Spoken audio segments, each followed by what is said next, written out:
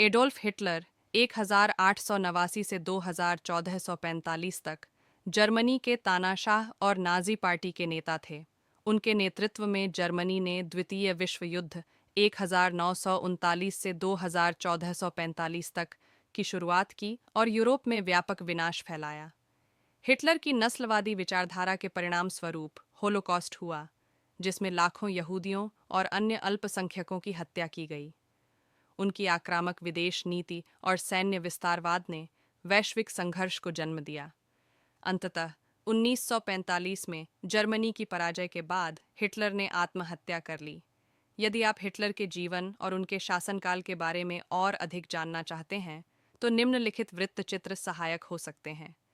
यह वृत्तचित्र मूल रंगीन फुटेज का उपयोग करते हुए हिटलर के सत्ता में उदय से लेकर 1945 में बर्लिन के पतन तक की 12 वर्षों की अवधि को दर्शाता है।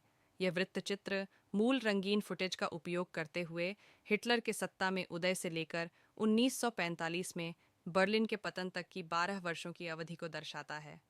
गुप्त अभिलेखागार और निजी संग्रहों से पहले कभी न देखी गई फिल्म फुटेज के माध्यम से यह वृत्तचित्र एडोल्फ हिटलर के उदय और पतन का विश्लेषण करता है। यह डॉक्यूमेंट्री सीरीज एडोल्फ हिटलर और नाजियों के उदय, शासन और न्यूरनबर्ग ट्रायल्स तक की घटनाओं की गहन जांच करती है।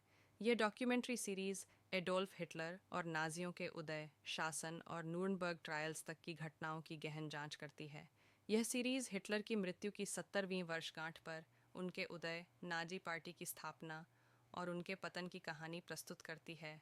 यह सीरीज हिटलर की मृत्यु की 70वीं वर्षगांठ पर उनके उदय, नाजी पार्टी की स्थापना और उनके पतन की कहानी प्रस्तुत करती है।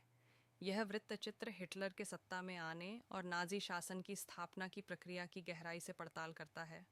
यह वृत्तचित्र हिटलर के सत्ता में आने और नाजी शासन की स्थापना की प्रक्रिया की गहराई से पड़ताल करता है।